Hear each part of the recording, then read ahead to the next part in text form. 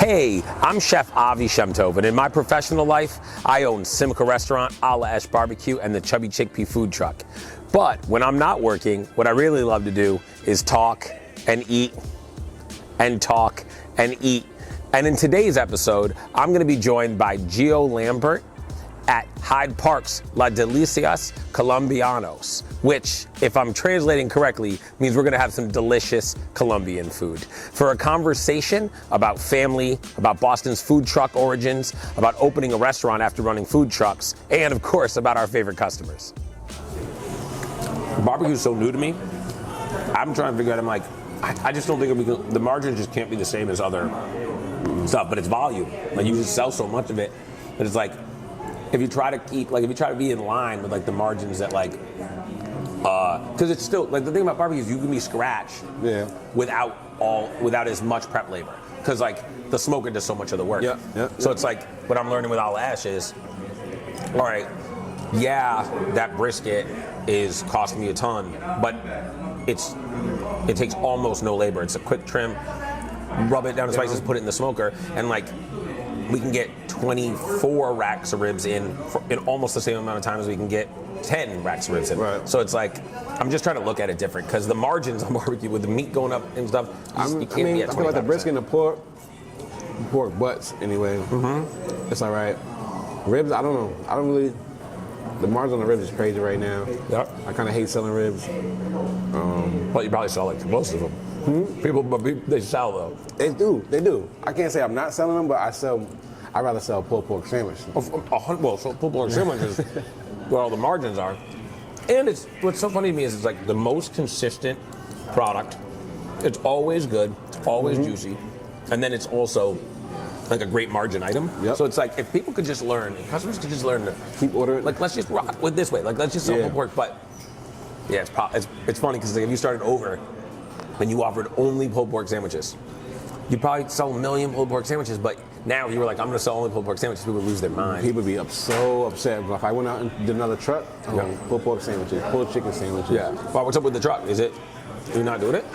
Well, not this year. You have it. Yeah. So I am thinking about putting it out next year. We'll see what I can do with it. More so, not street vending. I'm over street vending. The world is too. It's legit. It's catering, office parties and stuff like that. Because I missed out on a lot last year with parties and things like that. Yeah. Vending and events. But street vending for nothing. Nah. I'll never go back to street vending. It was too much. It's funny because I loved it when we were doing it. I loved it. I loved that pace. We were young. Yeah. When we were young. How old were you when you first got on the truck? Probably 18, 19. 18, 19. When I really got full time, when I got on, it was 18, 19. When I really started taking over, my grandfather took a step back. I was probably 21. Yeah. And then that's when I was How old are you now? 34. So you're 3 years younger than me. So yeah, because I was 26 when the chickpea first hit the streets. And I just look back at those times, it's none of us really had kids. We were young. I loved it. It was so much fun. I was festivals. Waking up in the morning, we about to get the money today. We about to do this. We about to get out here. That feeling on a Saturday morning during setup. Yeah. When everyone's a little nervous about health inspections. Everyone's right. Do you remember this? Oh, hey, can I borrow this? Oh, no. Oh, you need this? I got this. Yeah. And then in 3 hours, everyone's gonna just have their head down, just lines everywhere. Someone's playing music and you don't know where it's coming from. Just it was and at the end of the day, you're like, "How everybody good? You good? Yeah, everybody's good, Right. and just everyone's beat up and tired. But it's just now it's a young person's game, and I look at it the amount of work to recreate that team. We are gonna do it, but street vending, I don't know if it'll come back. Yeah, I don't even know because offices have to come back. Yeah. In a perfect world, we'd be able to recongregate or whatever. I mean, the Greenway hits us with monthly fees, and I'm dude, what's happening here? But otherwise, you lose your spot. And it's once I put enough in the pot, I don't want to let that go. But at the same time, I'm I don't know that the Greenway will ever be the Greenway again. Yeah. Did you been down there last year? This past season? Yeah. Hell no. Okay. I drove by regularly. I didn't see people. Nobody was working in the offices like that. It's different, so I don't see how street vending can be the same. Yeah. In itself. But you got not lucky, you earned it, but being in the brewery is a good situation. Oh yeah, that was Yeah, I won't say luck, but that was a great work. opportunity at the right time. Yeah. I would say, and at the same time, before I didn't want a brick and mortar. I never wanted a brick and mortar spot. I never wanted a restaurant for myself because there was no way I wanted to do that. I knew how much work it took. Yeah. I've heard all your stories. I heard my grandparents' stories. And it was like, all right, you know what? This might be an okay spot for what everything was going on. And then the COVID happened. I don't know what I would have did. Right? At that time, if I didn't open up when I did and still had the food truck that year. So it's funny because my wife was like, obviously super stressed when I opened Simca, and it was like, and then the first year, restaurants would really just lose money for a while.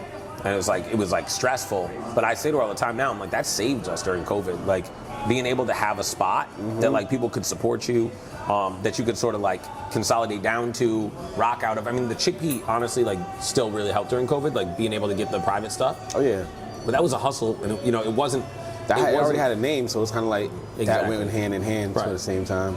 Right. Well, that's where like if you put the truck back on the road, like as long as you just need two like energetic, hardworking. That was my hardest thing. Like I didn't have the staff when I opened up. I had the staff that I hired before I opened up that I thought was going to be there was gone in 2 months.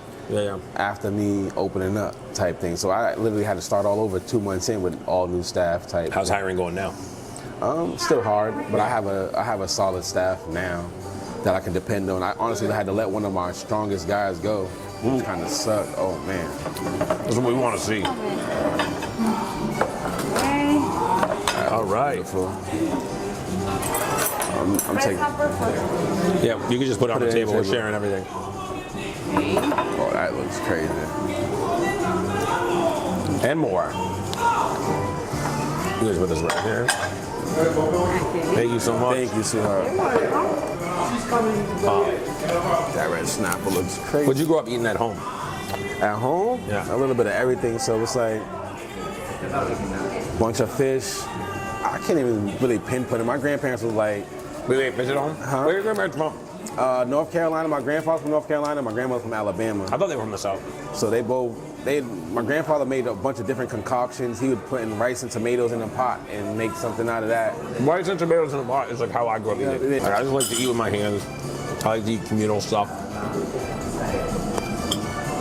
But you grew up eating like fillet fish or like whole fish? Like whole fish. Yeah, me too. Which is like, one thing that kind of drives me crazy is when people at like Simca or whatever will order like the whole bronzino and ask that it be filleted. Like, no, bro. Just order, there's a salmon on the menu. Order that. I don't know what to tell you.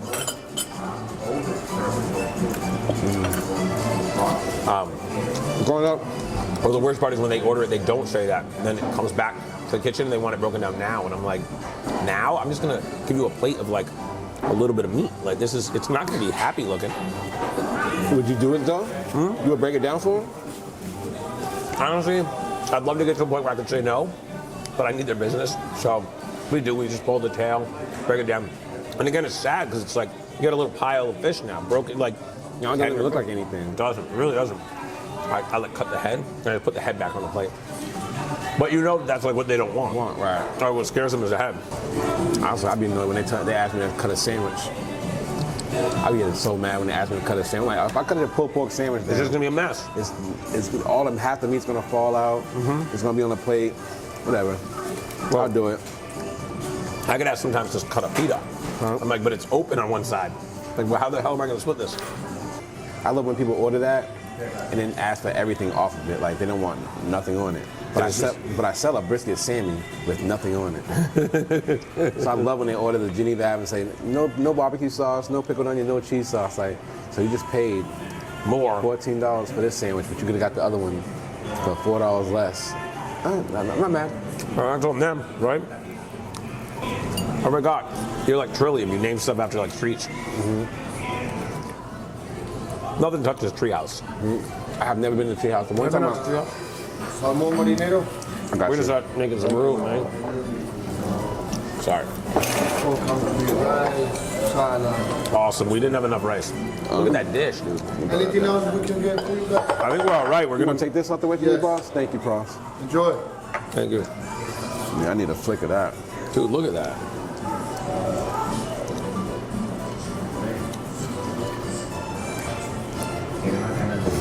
I got pics of you guys taking pics. Okay, you know what we're gonna do? I'm gonna take this plate. That one's yours now.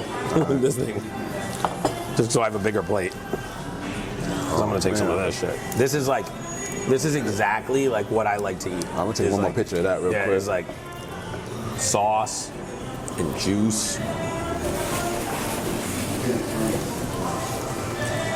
Dude, look at the color on this shrimp, dude. Look at the color on that shrimp.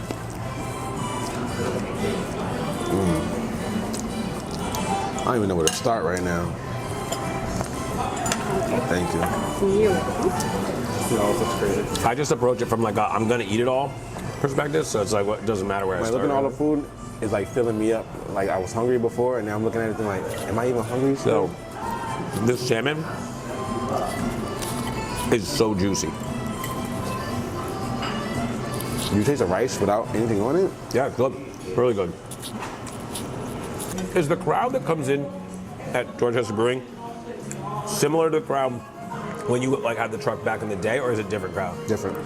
I remember standing there with you on a Friday afternoon by your truck when you were in Newmarket. I remember it was like everyone was buying for their family. Yeah. Like every bag that was going out was like 120. Yeah. 110. It was just all, it was obviously like these people that come with you from your previous spots. And it was like, it wasn't the downtown food truck crowd. It was families from the neighborhood coming in. They were just like, ordering 110, 120. Everybody getting meals for the day, the night type thing. A couple different meals. Everybody's spending $50 type thing. But your customers followed you in Dorchester, right? Yeah. Yeah. I still got a lot of my customers that used to follow me around on the truck, but the crowd we're catering to now is a lot different. We have a lot more people coming into the city from out of town. And Dorchester's been gentrified like crazy, so I don't enjoy honestly, I don't enjoy the crowd that I'm serving a lot of the time right now. Yeah. I tried brunch at the brewery. I tried to do shrimp and grits. I tried to do biscuits and sausage gravy and stuff like that. The crowd that came in, everybody wants chicken and waffles. And you wouldn't do it? Why not? You already do the chicken. It was mostly I didn't have the capacity to do waffles in that sense. Like I didn't know how to do waffles. That place is big, so it could turn on you fast. Yeah. And if you get like 40 orders for waffles, we did it one time for New Year's. Like, we did it for New Year's Day. Ooh. The first year I opened, and I went through like 70 orders of waffles and chicken, but at the same time, I'm behind because I had one little ass waffle maker, not even the industrial kind of restaurants kind. I had one of those. Dude, do chicken and biscuits instead. Chicken and biscuits. Cook all the biscuits ahead of time. If they say chicken waffles, say, what are you, part of this gentrified neighborhood? Get some biscuits, all right? Are you doing New Year's brunch again this year? I'm not promoting it, but I am gonna have a couple brunch items on the menu that day. Yeah. How's your kid doing? It's his first year over there, right? I'm at an academy, yeah. How's that going? He loved it. Doing good in school? Got an honor roll first term. All right, 1 for 1 so far. But he's growing up, 13, coming up with his own attitude, his own opinions about stuff now. How's that work for you? It's different, but it's cool because I have patience, so I can know how to listen to him and hear him out and let him form his own opinions. I'm just happy to be there to talk to him. Yeah. When he's going through those processes, because I didn't have anybody to talk to like that when I was growing up. No? Not at that time. Not your grandfather? My grandfather, my uncles and stuff was around, but there was a disconnect in the generation of how they perceived things and how they did things. So do you feel like it's harder trying to figure out like the kind of dad you want to be, or you feel like it's freer being like, well, I'm going to be the dad I want to be? I think it's a lot freer. So it sounds like you're saying. I'm a lot more able to I let him have his opinion, talk to him about it, tell him my side. What's funny is my dad was around, but wasn't. Right. Like he lived in the house, but he wasn't. My dad's from a world where like his father never told him he loved him, and like you didn't talk to your kids. That wasn't a thing, so he didn't talk to us. So I always like feel like I was raised by just my mom. So as a dad, I literally just like, and this is like a thing that my wife and I go back and forth a little bit, is I just talk to him like he's a person. And I tell my wife all the time, I'm like, oh, he's a person. Like he might be this big, like my son's 8, but he has the right to decide what he wants to eat. Now, if he won't eat what's for dinner, it's like I approach it more from like, okay, well, hey, from now on, why don't we have like a discussion among the four of us as to what's going to be for dinner? So I tell my wife, I'm like, you don't just dictate what I eat. Like, you ask me how I feel. I don't just like say to you like, well, you're going to eat this. Well, I don't like that. Too bad. No, that's not like. Yeah, no, that's how it was. Like, yeah, it's like if you don't eat what's on the table, then you're on your own. Right. That back in the day, it was like, if you don't eat this, I don't know what you're gonna eat. Right. And so now it's like, he doesn't like this or he doesn't like that. He grew up. I mean, in the truck, he used to eat ribs, he used to eat brisket. At one point, he was like, I don't want brisket. I don't like that no more. Like, what? Brisket? Like, what do you mean you don't like brisket anymore? You still eat a steak. You still eat a steak. Oh, he will eat a steak. I cheese. thought you were about to say he went like vegetarian or No, something. nah, but it's like, you don't eat that anymore? What? That cuts deep. That's like if my kids told me they don't eat falafel. It's like, whatever. I was hurt. Yeah, At the same of course. time, now he's doing it all over again. Yeah. So he's just like a cycle. Like, he didn't eat eggs, and all of a sudden, I don't like that no more. But see, you gave him freedom, and then he came back around. You know, I think like sometimes the phrase that I always use is I'm like, I'm not trying to raise good kids, I'm trying to raise good adults. Like I counsel my children about like why that's goofy. I'm like, what do you like? But you did love this. Like, explain to me what you don't like. Yeah, exactly. That's what it is. What it's and I'll push a little. But I just feel like if what the lesson they learn from me is that I have the right to dictate to them what they eat, what they want, they're just gonna go wild later. Like there's gonna be this day where they're just like, well, now I can do whatever the hell I want. And I've seen that. We've seen that firsthand too. With people that weren't able to do I've been that firsthand. Like I've been that firsthand. You know. I remember I asked my mom the first time I was ever invited to a party. I asked her if I could go.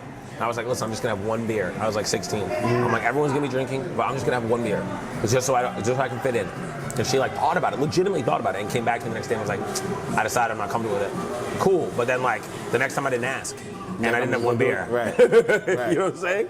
Like once I was on the other side of that, I was lost for a little bit. Yeah. So, Gonna have more kids? hell no. Are you? I'm one and done. It's over for me. I have a boy and a girl. I've got the best of both worlds. I'm not risking it. I would love to have a girl. Amazing. It's amazing, dude. But I'm It's not risking amazing. it. End up with two boys. Yeah. And the age difference would be tough, man. But kind of cool. I'm not trying to push you into it, but I'm just saying it would be kind of like, think about who you were then and now. Oh, absolutely. And it'd be like cool to like go back and parent them, you know, whereas for me, it's like, you know what happens when your kids are real young? My kids are 22 months apart. My wife and I have to remind each other all the time that they're not the same age. Because like, our daughter's definitely advanced for a 6-year-old because she's trying to keep up with her 8-year-old brother. But when Adley all of a sudden like is learning stuff, and it's like our expectation changes, so now she's behaving a certain way. We don't have the patience with her that we should, and we'll have to remind each other like, she's 6. Yeah. Like you're parenting her like she's him, but they're not the same age. Definitely the same, different ages. Right. You know, and it's kind of, she's at that age, like 6 is like that age where they're like, they're still a baby in some ways. Yeah. They act like, my daughter thinks she's 16. Like she watches YouTube videos, so she'll call it dressing like a teenager. I call it going back to her room and changing her clothes. But then she'll like have her thumb in her mouth and like have her blankie. And it's like, it's a funny age like that, because every once in a while I remember like, all right, just because she's like doing stuff ahead of time, even in sports I see it. Like she's still young though. Right, even in sports I see it. Like she's not the natural athlete that my son is, but she's tougher. He's not all that tough. And she's trying to keep up with him in the driveway. So like, he's playing basketball now. And he's a 3rd grader, you know what I mean? He'll have an okay game and then not an okay game. And she's like, on the soccer field and in basketball, she's not great, but then she can kind of just take over and do something. And it's just because like, yeah, she's used to playing with an 8-year-old. Right. So it's different, you know? It's different. Did you ever get written up by your grandfather or mom? No, never fell asleep on the post? Nah. But at the same time, when I went from working for my grandfather, I was getting paid shit money at the time. My grandfather was cheap. He thought he can get away with, I'm his grandson, so it was like, I'll give you this, you do that, and it's a perk. No, but he also gave you a hell of a lot of trading. Oh yeah, in exchange. And that was my thing. It was like, if I work under him, I can learn a lot. So I learned a lot working on the food truck with my grandfather, and that's kind of one of the reasons I ended up opening the restaurant, and because the experience I had working with them, I thought I could learn. I figured I can learn. I kind of knew what not to do, type thing. Work emergency? Nah, my uncle canceled a Christmas party that I wasn't going to anyway. So I check my phone constantly. I always feel rude about it. But I'm just like, I never know when there's gonna be some work emergency. Oh no, that was my biggest thing. Leaving out, not being at the restaurant, I was always checking my phone in the middle of a conversation, like, seeing what orders are coming in, if anybody's there, if something happened. Right, you don't wanna have that anxiety of like, all right, when I wrap up, I'm gonna find out if my night's totally ruined and I just lost an hour that I could have planned for that. A couple weeks ago, I had to let one of my guys go down. I had just literally promoted to a manager, and he ended up getting sick. He didn't even get sick. His daughter ended up catching COVID. He pulled a note. He didn't even show up to work one day. I'm calling. I didn't even find out he wasn't at work until 2 hours later. Like, so who's closing tonight? I'm like, Mike's closing. So what time is he coming in? I'm like, he's supposed to be there now. He's not here. I'm like, oh, great. Talked to him the next day. So he didn't show up that day. Next day he shows up. I mean, he doesn't show up. I talked to him. He's out for a week and a half. Cool. Pay him everything. Yep. Put it back on the schedule. Are you good? Yeah, he gave me a doctor's note saying I can come back on the 3rd. I'm like, all right, I'm gonna put you back on the schedule on the 8th or something like that. You'll be good to go. 8th comes around, he doesn't show up to work again. Yeah. I'm calling him. He's like, yeah, what's up, bro? I'm like, you're supposed to be at work right now, Mike.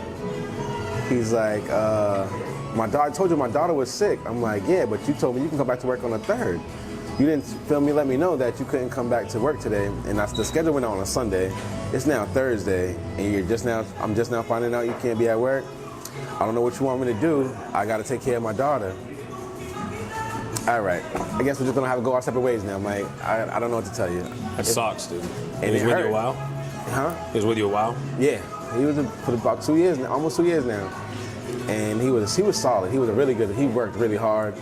When he was at work, I wasn't worried about anything. Like I could fall back and just relax, and that hurt. But it was a reality check too, because when I let him go, things are still running just as smooth without him, and so it's kind of like, okay. But I feel like you have a good amount of staff, don't you? Yeah. You know. I mean, for our hours that we operate 7 days a week. Yeah, you're open a lot. That's the other thing is I keep shorter hours. So like with the new spot in Chestnut Hill, that'll be 7 days a week, lunch and dinner. Like that's like more like on the schedule you're on, right? Yeah. Yep. 7 days a week, lunch and dinner. Damn, how many hours do you have clock? With me? Yeah. I don't know. Technically only 40, but I already know that's way above that. 100%. And then there's your wife for another 40 or so, right? Mm-hmm. Because that's the other thing is that like when people can't figure it out sometimes, like as an employee, it's like you must look at them and be like, we're both here. Like we share a child, we're their two parents, right. And we're both here. You know? People say, oh, I need some time off, or I ain't had a vacation and such and such. It's like, you see me every day, right? You see me every time you come to work, you see me, right? I feel the same way you do. Mm-hmm. And then you get 2 days off. None of them are working 7 days straight out of the week. Right. None of them. No, I know. That's why it helps to employ people you love. Like I got people that have just been through a lot with me, so I just appreciate them. Mm-hmm. So then they don't resent me. I don't resent them. It's like we understand our roles. Yep. Like I do what I do. You do what you do. I'm grateful for you. I can't do this without you. Right. You can't do this without me. So like the two of us, teamwork makes the dream work. Yep. I say that all the time. Mm-hmm. It's hard to find team members that want to be a team player though. That's true. Everybody's out for themselves. It feels that way some days, and I feel like a lot of restaurant owners right now feel that way. But I do believe that, like, I believe there's people out there. I think we've built those teams before, and I think we'll build them again. Yeah. Especially when you're a leader that people want to follow. That's the thing is like your staff loves you because, like you said, they know. The phrase I always use is like when it's time to go to battle, they know who's the first person to pick up a sword is going to be. Hey guys, it's Avi. Thanks so much for watching this episode. And if you don't mind, go ahead and hit subscribe, hit like, and then hit that bell for notifications. We appreciate your support on the channel.